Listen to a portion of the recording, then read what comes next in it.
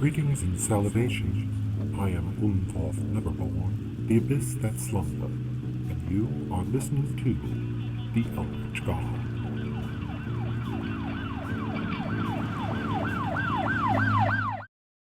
I was actually just wandering the internet, trying to blow off some time, when I came across Hunter Avalone and his bitching about Storytime blogs. I said to myself, Mike, these suck horribly. They're horrible, utterly, utterly horrible stories. So I thought I would do a story time. And I thought, what story do I need to talk about? Well, I need to talk about something interesting, and I need to talk about how I'm being raped or stalked or murdered or kidnapped, or maybe how I was stalked, kidnapped, and murdered. Maybe not in that order. Then I figured, what the hell, I'll just go with something that actually happened.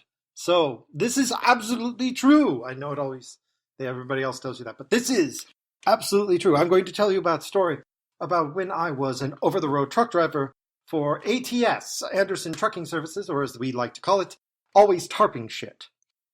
Now, I had just dropped off a load in California, and they had deadheaded me up to, God, I forgot, middle of nowhere. It was endless desert. And I pull into this little, I don't even know what to call it. It was a fence, there was a shack, and there was 1,000 empty flatbed trucks. I think there were a couple of, I want to say, vans. Oh, I'm supposed to say like every once in a while. Like vans. At any rate, I got to pick up a load, and I picked up this special extra load thing, and you said, you need to go and pick up at this one location. And I'm like, all right, I'll go wherever. I put it into the Quailcom, set off. I'm driving there. I pull into this place where there's a pillbox.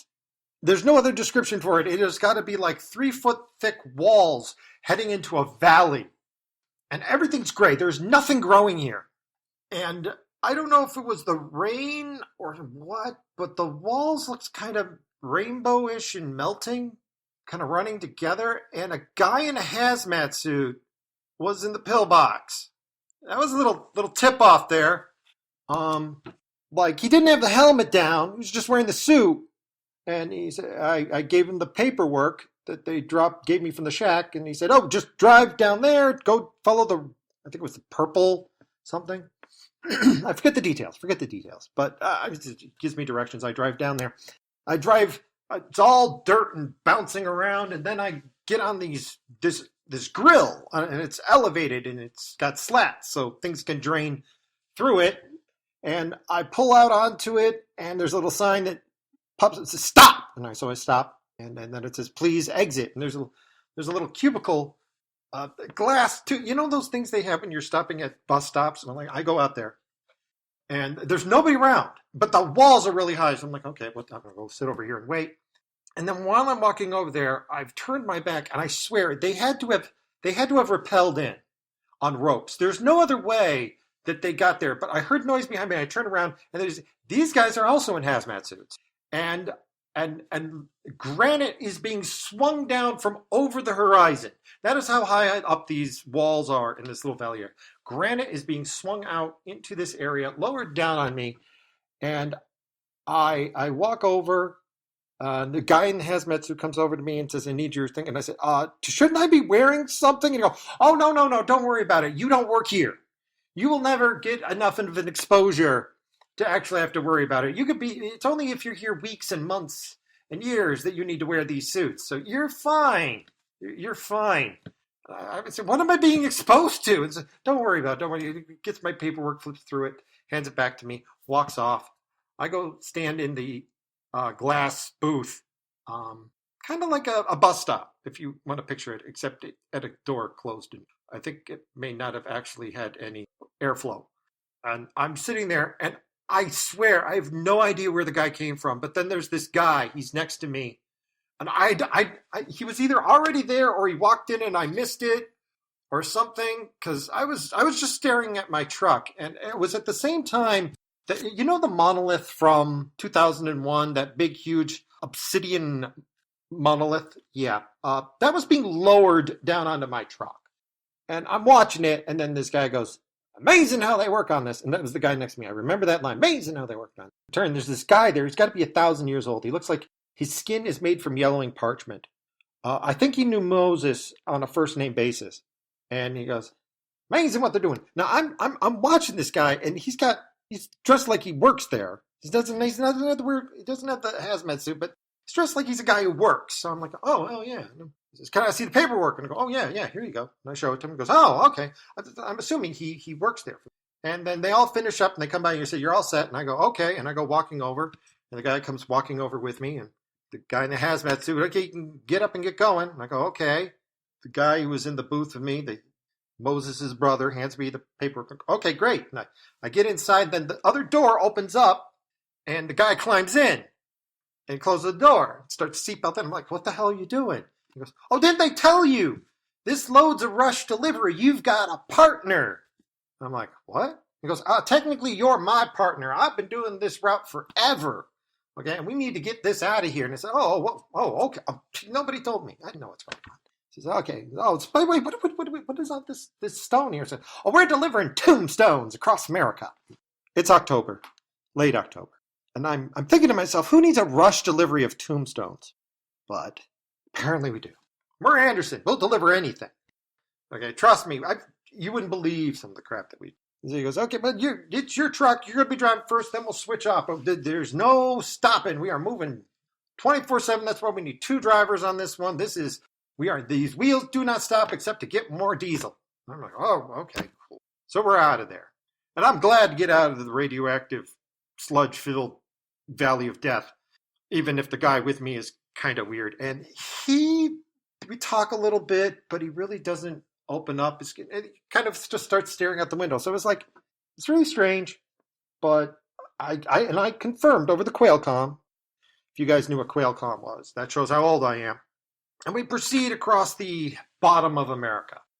Now, I'm not sure if it was Arizona or Utah, or it was one of those, no, it wasn't Utah. It was one of those southern border states. You got to understand, we get paid by the mile. And our boss doesn't care how we get there, but we're only getting paid for the mileage that we drive. That is on the paper that they give us. We take a different route and it takes longer. Well, guess what? You still better show up on time and you're not getting paid for those extra miles. That's how it works. Well, needless to say, the route they send you on is the shortest route, even if it involves driving through, the depths of hell itself. I didn't know the route very well, but the guy I was driving with knew it, and he actually knew a shortcut that cuts miles off the trip because this shortcut is not on normal maps. And I said, that doesn't sound... He goes, don't worry about it. It's there. It's a road. We're good. Okay, no problem. He's the guy. So we drive to this location. And the reason why I'm mentioning it was in the southern states was there's a lot of sudden elevation changes there. The mesas, you're up high and then suddenly you're down low. Real fast. I'm not quite sure exactly where we were driving, but I was going along and there was like a warning, 30% grade up ahead. That's not that bad, but I'm like, holy. All trucks must pull over and double check their brake system before proceeding past this point. You see a sign like that. Some people go, no, my brakes are fine. You check your brakes. The Department of Motor Vehicles does not put up one of those signs unless somebody has died. Okay? And I haven't been doing this very long. This is like 3-4 months into truck driving. So I pull over. I get out. I'm doing the 52-point check. I'm checking the headlight fluid. I'm checking the brake lines on the fifth wheel. I'm checking. I'm pulling chains. I'm yanking things. I'm kicking tires. Because I can see from where you pull over the drop. And to be honest, at this point, turning around and going, he goes, you seem nervous. He goes, that looks pretty. I'll drive it. I've driven this before. I'll drive down the hill. Don't worry about it. I'm like, oh, okay. So yeah, don't worry about checking everything. Just get in. We got this. All right, no problem. Start driving ahead. We're heading towards the cliff, and abruptly it turns left. And you drive down the side of the cliff. And there's a road right there. And you can look out, and you can see clouds. There were clouds below us. Okay, that is how high, that's how much of an height there was. Elevation. I could see clouds below us. And I'm terrified of heights, or I was. I've gotten over it in years and years, but at the time, I was completely petrified of heights. I couldn't watch the movie Cliffhanger without sweating. So there we are, driving down. And I'm going, because he turns on the Jake brake. Now, if you guys don't know, that's the engine brake. It's what forces the fumes back into the engine to slow down the turning of the wheels. Very loud. Very, like, if you don't have a migraine, you're going to have one. And as we're going down the hill, he says, yeah, we got the Jake brakes on because you can't use the brakes going down this hill until the end because they'll melt. Interesting fact to mention on us on a shortcut. I'm like, oh, well, he's driving. He's done it before. We should be fine. I'm probably ghost white at this point. And the guy, I'm not sure what he was thinking, but obviously he seemed to think I was nervous and wanted to cheer me up and wanted to talk to me. So he thought, hey, I will start up a conversation with him. I'm assuming that he was thinking, I don't know for certain, but the conversation he chose to make up, I probably could have done without, because he said, so, I'm learning how to astrally project. Those of you who don't know what astrally projecting is, he then explained it because I looked at him and said, what? And he looked at me and said, by the way, when I looked at him, I noticed we're going about 85 miles an hour. And back then, my truck was governed at 55. Okay, I could put the pedal to the floor and there's no way to reach 56 miles an hour. Would not let you do it. It was a cost-saving measure. But in this case, we were flying that and we were going faster. Okay, we were freaking shooting down that mountain. And I look at him, I go, what? He goes, I'm learning how to enter a trance so that my soul can leave my body and travel about the astral plane. And I regret to this day, but I asked, why? Whereupon he replied, I want to go up into space to visit the aliens behind the Hale-Bopp comet. Now, for those of you who are too young, the Hale-Bopp comet inspired a certain cult where everybody killed themselves while wearing jogging suits after castrating themselves and taking off their shoes with pockets full of spare change. Apparently, they were going to do laundry in space. A whole bunch of people killed themselves in California in a cult over the aliens behind the Hale-Bopp comet. This was before that. The Hale-Bopp comet, this is the time of the Hale-Bopp comet. This was before everybody killed themselves. And he just informed me he wanted to visit him. And I'm kind of sarcastic, I've always been. And I said, well, please don't do that while you're driving. Whereupon he started to laugh. I can't hope to imitate it, but something like this. I can't do it. It was just this high-pitched Muppet. It was a Muppet laugh. It was a laugh of a demented, cocaine-filled Muppet. Not a cocaine-snorting Muppet, a Muppet that was actually literally stuffed full of cocaine, so the guy who had his hand up his ass was just shaking. Something like that. Something like that. It sounded something similar to that. And I at that moment was the moment where I literally thought I was going to leave my body very shortly. Two things happened at that point. That is when we hit the cloud layer. Okay? Everything went white. We were driving through, it would be a fog technically, but it was a cloud layer. And he said, oh, whoa, that's thick. So he stopped laughing and paying attention and hitting the wheel. We were pushing probably 100 miles an hour at that point. And we came out of the fog real fast. And there was a hatchback in front of us.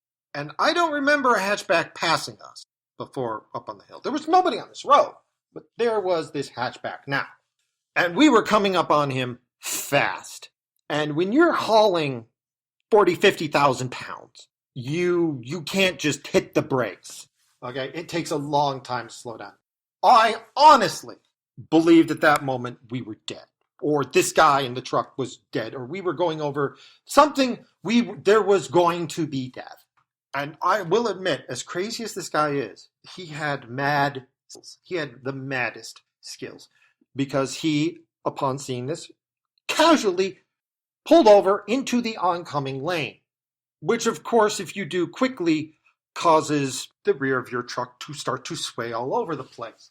And it would have been really bad because as he did this reflexively, there was another car oncoming. And somehow he did this thing with the wheel that I can only describe as driving origami.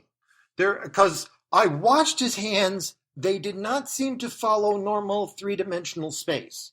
And I'm serious about that. I do not know what he did. But then we skipped that guy, somehow went completely over onto the road railing itself, blew past the oncoming traffic, pulled back over, and somehow he managed to use the weight of the truck fishtailing behind us to swing us back over into the lane we were supposed to be on, just past the hatchback. I mean, looking in that rear view mirror on the passenger side, and the fisheye, I could see the driver just get this look of what the hell just happened, because from his point of view, a truck appeared behind him, swung around, did some weird things, and then appeared in front of him. I don't know how it happened myself. We were behind him, we were on the shoulder, we're in front of him, and everything's fine. I mean, and it happened in the space of a second. Although, living there, it took about 10 hours. If you were actually in the cab, you every moment was slowed down. You could see the wings of a fly beating in front of you slowly. That's how bad it was. And we scooped past him, down the rest of the mountain. Well, that gets the heart going. The look I probably gave him was one of, no, that's how the heart stops. Didn't say anything. Get down the bottom of the hill, levels out, and we drive on our merry little way. Because he's the craziest son of a bitch I ever met. And I got to know him over the next week as we were driving along, and I like to think of him as the harbinger of doom. Because everywhere we went, drove past, stopped briefly to get diesel or whatnot, he had a story about that usually involved somebody dying or tragedy of some sort. The guy delivered something the day before Bill Cosby's son died, and we went past a trailer park and said, oh yeah, I got to drop off, siding there right before, the place got wiped out by a tornado. And one place we're driving, we actually had to go north for a bit, and on our trek across America, we were briefly going through North Dakota. We had to go back up. The drop-off was just crazy. You needed to have two people driving nonstop to get these, because it wasn't just one load to one location. We were dropping off tombstones, a couple here, a couple there. We had a big trail we had to follow. So we wound up in the south, gone to Texas, and then we were heading up to North Dakota. Then we were making our way across. We had to briefly go around Canada. We eventually wound up in Georgia. But while we're in North Dakota, we're driving along, and I would think, there's nothing around here. Nothing. We're just driving for miles. And at one point he stops and says, once I had to pull over here, and I had to take a leak. And when I got off on the side of the road, I walked over, I had to walk way over there, because it was out of line of view. It's so flat around here that everybody could see you taking a pee. So I went over there and I took a leak, and as I was peeing on the road, I peed on something, and my pee revealed something. I was like, hey, that looks weird, and I kicked it around a little. It was a human foot. It wasn't attached to anybody. It was just sitting there. And I looked at him like, you've got to be lying to me. You have got to be lying to me. This is bullshit. You've got a story for everybody to go, and now you're telling me. And I remember that's bullshit. No, you did not pee on a human foot. You did not piss on a human foot and find it in a snowbank. You didn't. No. I'm driving. He's sitting there. No. I don't believe it. I don't. No. You give me too much. And then he climbs it back, gets his bag down, clambers through it, and presents me with a Polaroid of a human foot in a sooty roadside snowbank with some yellow snow next to it. And that was the moment where I came to the conclusion that he was the harbinger of doom. He wasn't like death himself. It's just he would show up early and something horrible would befall something nearby. I've forgotten most of the stories. But we're getting to the interesting part. I know, you're like, wait a minute, we're getting to the interesting part? No, trust me, we're getting to the interesting part, because I did mention this all was happening in the later part of October. Yes, don't worry about it. So I drive him to his home. Okay, we're double teaming. So the last leg, I'm to handle by myself. He's getting off for a couple of days. He said, I've been driving for 6 months. I've got about 20 days coming off. I'm going to go relax. Now, you'd think this guy be nobody, but apparently he owns a mountain. It wasn't a very tall mountain, but it was a mountain nonetheless. I'm forgetting what state it was in. I want to say Virginia, West Virginia. I'm not sure. He had a goddamn Swiss chalet on his own private mountain. Okay? It was blue and it was painted with the most garish of colors. And if you picture a Swiss chalet painted in borderline neon bright colors by, I want to say, a mafioso who likes gold and red. Gold. I mean, it was just horrible. It was horrible. I can't even describe it. It was nightmarish.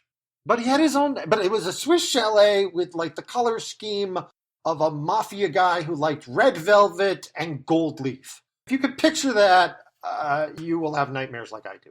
And then I saw a woman come out, and I said, "Is that your daughter?" He laughed and said, "No, that's my wife, who probably was the hottest blonde I'd ever seen." I doubt she was over 20. And I'm like, wow, you got a Swiss chalet, and here's some chick from Switzerland. Interesting. And he stopped out and he said, "Did you want to come in for a while?" I said, "No, I want to finish this load and get home." It might have been interesting, but I just had one of those weird feelings like, it's a guy who takes pictures of human feet. I don't know if I want to go hang out with him. You know, I go to finish the last load. Now, I don't pay attention to the calendar.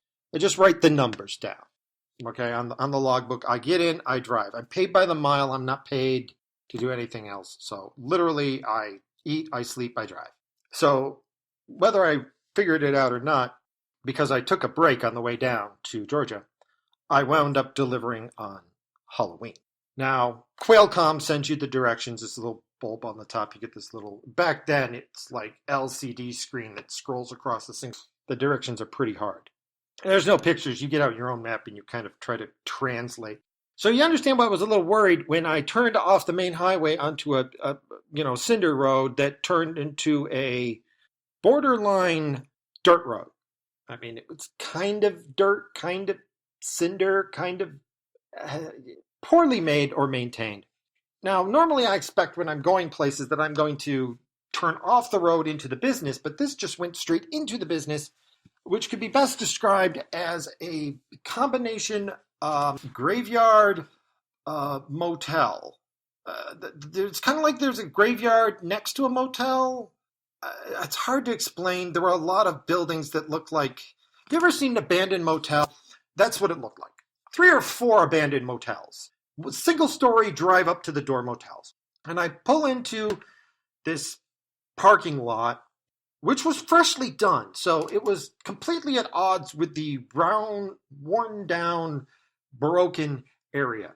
And I'm wondering if I'm in the right spot, and I check with Qualcomm because you got to check in. It's like, boop, you're there. Awesome. There's nobody here. I say, oh, okay, we'll call them. And I get out, and it's kind of warm. Leaves are turning.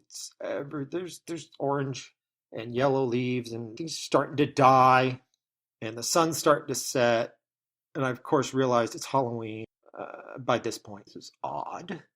And so at first, I thought it was kind of a guy in a costume when the Hunchback came out. He had a hunchback. He had one huge arm, normal arm, hunch, okay-looking face. And he came over swinging. Just when he walked, it was very wide swinging arms. And at first, I'm like, oh, wow, this is... No, it actually was a hunchback. And he comes up and he goes, hello! We've been expecting you. Now, the we stood out in my mind because there was nobody else there. I couldn't even see parked cars. But, I'm here to deliver tombstones. He says, oh, okay, well, how can I help you? He says, no. We will unload everything. Don't you worry about it. We will unload everything. We've got this. I'm like, okay, so I go just step over to the side there, and he goes and gets this lift. Now, I've seen a lot of lifts. This is the last load, so he just needs to get the last few granite pieces off, including the giant obsidian monolith from, 2001 that turns the apes into mankind. He brings out this hand crank lift. It's made of brass. I've never seen it before. If you I mean, it's hard to describe what the lift looks like. You've seen one for lifting, but it's got these loops, and normally it's all steel and it's gas powered or battery powered or something. This was mechanically powered, and it looked like it was steam powered. I mean, it didn't have gears everywhere, but it had that worn brass look. He brings it out from the building, and tombstones are freaking heavy. They are insanely heavy. Okay, they're hugely heavy. You have no idea how heavy these things. I'm a big guy. There's no way I could lift. He lifts one up with one that one arm, just lifts it up, slips the rope up, pulls up the other, and crank, crank, crank, swings it off, all by himself, no help. I'm like, wow, that man is strong. Hunchback, he's strong, and he's a nice guy. I'm not saying there's anything wrong, other than I'm creeped as hell by the fact that I'm in the middle of nowhere. There's no sign of other civilization. I think I'm at an abandoned motel that was converted into a graveyard / mausoleum. Not quite sure what's going on. I really don't want to ask. I just want to drop off my load and get out. He manages to get the monolith off everything. And he gets the last of it off, and he comes back and says, oh, that's everything. Well, and I go, well, can you sign here? And he says, yep, signing for delivery. Would you like to join us for some coffee? And the sun's just about setting, and every horror movie I've ever seen is itching at the back of my head. And I say to myself, no, no, no, no, no. Nope, nope, nope, nope, nope. And so I look at him and says, no, I got to get going. I've got a hunch the traffic's going to be really bad. And to his credit, he didn't punch me. But it wasn't until after I'd said it that I'd realized that I said what I said. And there was this thin line across his face, and he said, okay. And I didn't know what to do. I didn't know if I should apologize or not. I figured at that point I'd pretty much screwed up, so, just smile politely, pretend I have no idea what I just said, and say, have a nice day, and got in my truck. So that's story time for the Eldritch God. That is my story, my rambling, pointless story about delivering tombstones on Halloween. There you go. I am Neverborn, the Abyss-That-Slumbers, and you have been listening to The Eldritch God.